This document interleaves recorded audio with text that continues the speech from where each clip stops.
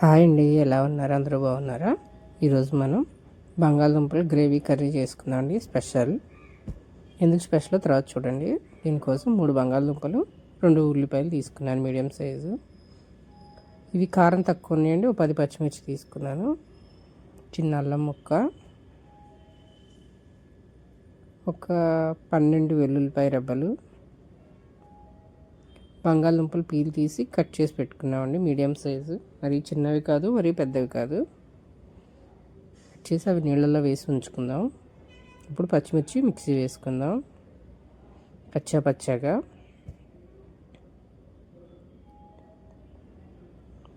కారాన్ని బట్టి వేసుకున్నాండి. ఇవి కారం తక్కువ ఉన్నాయి, అందుకని 10 వేసాను. ఇప్పుడు స్టవ్ వెలిగించి ఆయిల్ పోసుకుని వేడైన తర్వాత తాలింపు దినుసులు వేసుకున్నాం. ఆవాలు, జీలకర్ర. అవి వేగిన తర్వాత ఉల్లిపాయ వేసుకుంటున్నాం. ఉల్లిపాయ కూడా వేసుకుని వేయించుకుందాం. ఉల్లిపాయ వేసి బాగా వేయించండి. తర్వాత మనం పచ్చాగా మిక్సీ వేసుకున్న పచ్చిమిర్చి పేస్ట్ వేస్తున్నాను. అది కూడా వేసి బాగా వేయించుకుందాం.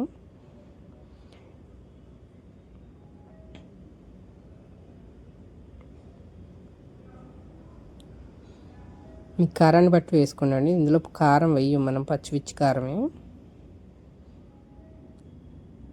అందుకని నేను 10 పచ్చిమిర్చి వేసాను. 1 స్పూన్ అల్లం వెల్లుల్లి పేస్ట్ అండి, అది కూడా వేసి బాగా వేయించుకోండి పచ్చివాసన పోయేలాగా. దీనికోసం ఒక 3 స్పూన్లు నువ్వులు వేయించుకుంటున్నానండి. తెల్ల నువ్వులు బాగా వేగినాయి కదా. అల్లం వెల్లుల్లి పేస్టు, పచ్చిమిర్చి, ఉల్లిపాయ బాగా వేగిన తర్వాత మనం కట్ చేసి పెట్టుకున్న బంగాళదుంపలు ఉన్నాయి కదండి, ముక్కలు, అవి వేసుకుందాం. నీళ్ళల్లో ఎందుకు వేసామా అంటే నల్లగా అయిపోతాయండి అవి, అందుకని నీళ్ళలో వేసుకుంటే కలర్ మారకుండా ఉంటాయి. ఇప్పుడు బంగాళదుంపలు వేసి ఫ్రై చేసుకుందాం.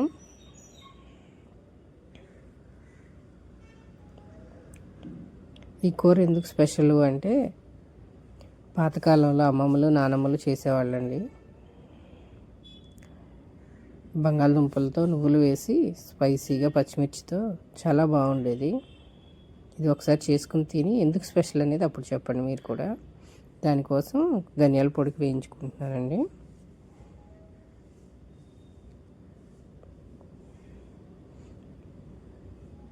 మధ్యలో కలుపుతూ ఉండండి, అడుగంటుతుంది. ఇందులో మనం వేయించి పొడి చేసుకున్న ధనియాల పొడి వేసుకుందాం. ఒక 1/2 స్పూన్ అండి. ఫ్రెష్గా వేసుకుంటే అల్లం వెల్లుల్లి పేస్టు, ధనియాల పొడులు చాలా బాగుంటుందండి కూర టేస్ట్. ఆ స్మెల్ బాగుంటుంది. అందులో మీ ఉప్పు తగ్గట్టు వేసుకోండి. నేను 1 స్పూన్ వేస్తున్నాను. పింక్ సాల్ట్ వేస్తాను నేను. ఒక 1/2 స్పూన్ పసుపు వేసానండి.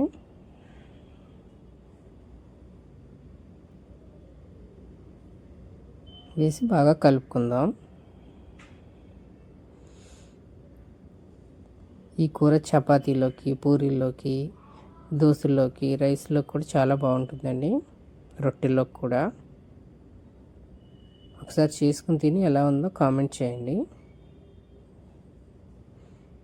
చూడటం కాదండి, చేసుకుని తింటే ఆ టేస్ట్ తెలుస్తుంది. ఎందుకు స్పెషల్ అన్నానో కూడా తెలుస్తుంది మీకు. ఆ కమ్మదనం వేరు ఉంటుందండి. ఇప్పుడు కొన్ని నీళ్ళు పోసుకుందామండి. ముక్కలు మునిగే వరకు నీళ్ళు పోసుకుందాం. ఇప్పుడు హై ఫ్లేమ్లో పెట్టి బాగా ఉడికించుకుందాం. మన గ్రేవీని పట్టి పోసుకుందామండి. ముక్కలు మునిగే వరకు నాకు కొంచెం గ్రేవీ కూడా కావాలి, అందుకని ముక్కలు మునిగే వరకు అంటే ఒక 1/2 లీటర్ పోసానండి. మూత పెట్టేసి బాగా ఉడికించుకుందాం. హై ఫ్లేమ్లోనే పెట్టి ఉడికించుకోండి. ఇప్పుడు నువ్వులు మిక్సీ వేసుకుందాం. 3 స్పూన్లు నువ్వులు వేస్తున్నానండి. పచ్చి నువ్వులు వేయించుకుని వేస్తున్నాను. దీంతోనే టేస్ట్ అంతా వస్తుందండి. నువ్వులు హెల్త్కి మంచిది. కర్రీలో కూడా టేస్ట్ చాలా బాగుంటుంది.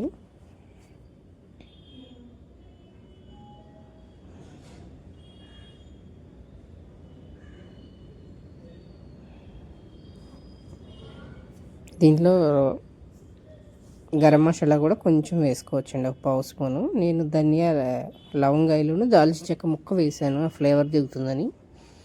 మీరు కొంచెం గరం మసాలా వేసుకోవచ్చండి. ముక్క ఉడికిందో లేదో చూసుకుందామండి. మెత్తగా ఉడకకూడదండి, 70% ఉడికితే సరిపోతుంది. చూడండి కొంచెం గట్టిగా ఉంది కదా, ఇప్పుడు సరిపోతుంది మన గ్రేవీ ఉడికేసరికి.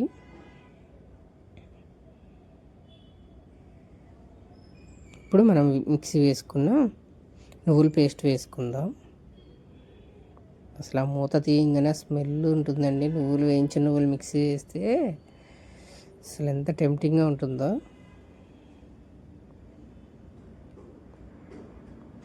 బాగా కలుపుకుందామండి, ఉండలు లేకుండా కలుపుకోండి. కలుపుకొని మూత పెట్టండి. హైలోనే ఉడికించుకోండి, సిమ్లో పెట్టద్దు. హైలో ఉడికితేనే కూర బాగుంటుంది. ఉడికింది, ఒకసారి ఉప్పు చెక్ చేసుకోండి. మనకి చిక్కగా వచ్చింది కదా, దగ్గరకు వచ్చేస్తుంది, నీళ్ళగా లేకుండా. ఈ టైంలో కొంచెం కొత్తిమీర వేస్తున్నాను. ఒకసారి ఉప్పు చెక్ చేసుకోండి, ఒక 5 నిమిషాలు ఉడికించుకోండి. చూడండి దగ్గరకు వచ్చేసింది కదా కూర. ఇప్పుడు తీసి సర్వ్ చేసుకుందాం. అంతే అండి. నచ్చితే లైక్ చేయండి, షేర్ చేయండి, సబ్స్క్రైబ్ చేయండి. ఒకసారి చేసుకుని తిని కామెంట్ చేయండి. థ్యాంక్